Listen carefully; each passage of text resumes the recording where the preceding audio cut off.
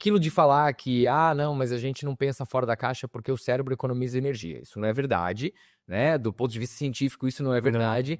Mas a gente tem outras questões, né, que estão relacionadas a medo, a relacionamento interpessoal, que nos faz ser mais conservadores com as nossas ideias. A gente ter vergonha das ideias, de posicionamento. Então, isso acontece muito na cultura corporativa. Eu acho que e principalmente pelo convívio social, a autoafirmação durante, eu digo, em grupos sociais que você está presente, eu acho que esse medo é o que mais bloqueia e não permite que as pessoas tenham ideias inovadoras. Perfeitamente. Então, esse é um dos grandes problemas, a gente vai falar disso. Foi aí que me despertou, né? Eu estava fazendo essas consultorias nas empresas.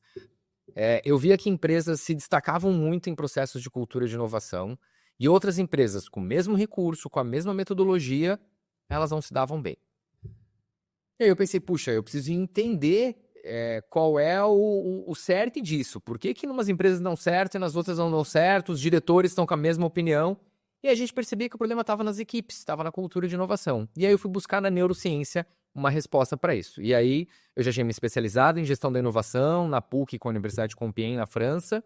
Na sequência, eu entrei também em outros MBAs de comunicação empresarial, mas em 2019 resolvi entrar de cabeça no mundo da neurociência como curioso, então eu não me considero um neurocientista, eu fiz uma pós-graduação em neurociência, mas frequentei muitos eventos de neurociência, sigo neurocientistas, a Carla Tiepo, que é minha professora, eu sou, assim, completamente fã dela, que ela consegue trazer de maneira muito didática um assunto que é muito sério.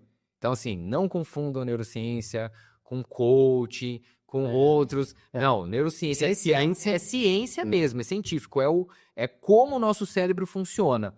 Então eu tentei pegar um pedacinho disso e trazer para o processo de inovação e entender o porquê determinados times conseguiam desempenhar melhor no processo de inovação e chegavam até tecnologias, ou seja, geravam mais tecnologias para aquela indústria. Consequentemente, aquela indústria ganhava mais mercado, empregava mais, então gerava um ciclo virtuoso para aquela indústria. E por que que outras indústrias não conseguiam? E aonde estava a diferença-chave nisso? E aí, para isso, a gente precisa voltar um pouquinho e entender a nossa espécie e qual é a diferença da nossa espécie. Eu vou ser muito simples na minha análise aqui, né? Mas o nosso cérebro é muito complexo, mas a gente poderia separar ele em duas partes. O córtex pré-frontal, que nos diferencia de todos os outros animais, e a parte mais primitiva do nosso cérebro, não deveria chamar assim, mas a parte mais central, que é onde estão todos os nossos desejos, raiva, ódio e o medo, né? Que é o sentimento fundamental de toda a nossa espécie.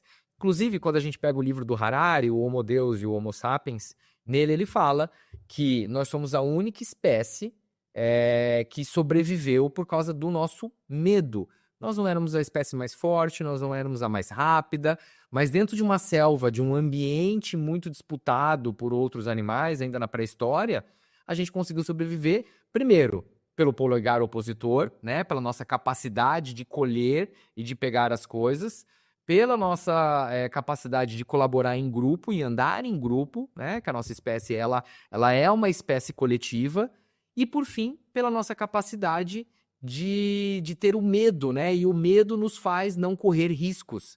E isso nos fez não ficar exposto dentro de um ambiente selvagem. E aí a gente vai sobrevivendo como espécie e a gente entende que somos a única espécie que também conseguimos colaborar em cima de algo abstrato. Ou seja, abelhas colaboram para defender a abelha rainha, macacos colaboram para coletar banana ou outras frutas. Nós conseguimos colaborar em cima de algo abstrato. O que que isso significa? Colaboramos em prol da religião, colaboramos em prol de leis. As leis a gente inventa. Totalmente. Olha, você não pode passar um sinal vermelho. É abstrato isso. Não é tangível, né? Então, nós conseguimos imaginar algo e a gente colabora em cima daquela imaginação, né? Então, quando a gente casa, né, o que que a gente faz? A gente imagina um futuro juntos. Então, a gente imagina os dois velhinhos com filhos e tal. O que que o casal faz? Colabora na convivência para atingir aquilo ali. Mas eu, dentro da minha cabeça, do meu córtex, é uma imagem. Dentro da cabeça da minha esposa é outra imagem. E aí que tá o problema, que de vez em quando que não dá certo.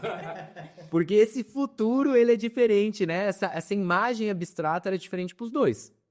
Então, quando Oscar Niemeyer imaginava algo, lógico que ele tinha muita ciência na arquitetura dele, mas ele imaginava algo e aí os engenheiros iam tentar reproduzir aquele algo que ele imaginava.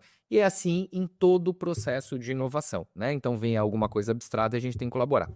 E aí vem a questão, colaborar em cima de algo abstrato. O que nos faz, como espécie, colaborar um com os outros? Esse é o grande desafio. E o que nos faz não colaborar? Então, dentro do ambiente corporativo, o medo, ele é algo que ele é muito presente.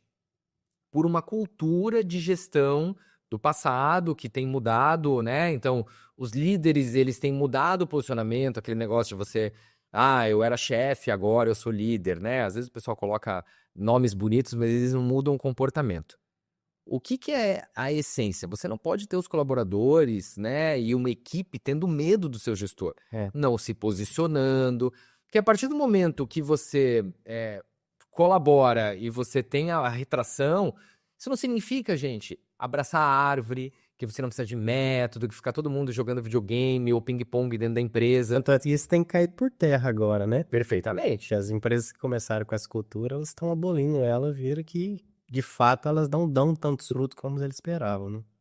Porque ficou um pouco banal o processo de criação. O processo de inovação, existe um processo para isso, existe um processo para criatividade, então existem momentos para isso. Se você deixa todo mundo livre, todo mundo sem propósito, sem um foco, aí você realmente vai perder produtividade, e aí é onde as startups gastam, né? Até recomendo, quem puder assistir, tem uma série na Apple TV chamada We Crash It, que é a história do WeWork. Então ali representa exatamente esse comportamento de exagero, de você achar que todo mundo ali, e de você viver numa, né, eles criaram basicamente uma comunidade. Não, a gente trabalha. Você tá ali para trabalhar, para ganhar o seu salário, para entregar algo e receber algo. Então não tem esse negócio de família, de... Agora, você pode criar um ambiente saudável, né? Que é criar um ambiente aonde o gestor direcione regras claras, tenha uma comunicação clara, que as pessoas saibam o que é esperado delas, que elas tenham um entendimento de quais são as regras do jogo. Então, tudo isso são definições que colaboram para você diminuir o processo de medo. Se eu acho que eu estou disputando e só uma pessoa do setor vai ser promovida, se eu não tenho um bom sistema de meritocracia dentro da empresa, a gente vai disputar. A partir do momento que eu vou disputar com os meus colegas, eu não colaboro com ele.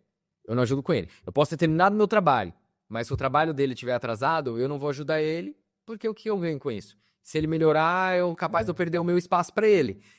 Então, essa disputa, que era uma disputa que vinha de uma década de produtividade, de individualismo, ela não cabe mais num processo de inovação.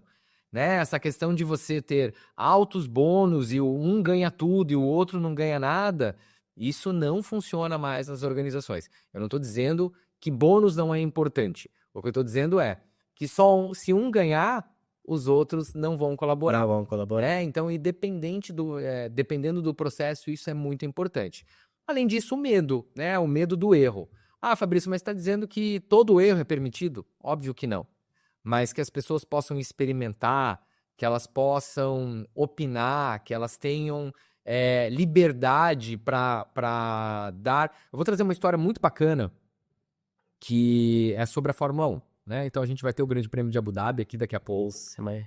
Eu fui numa palestra de um executivo da Fórmula 1 chamado Mark. Foi uma das palestras mais geniais que eu já vi.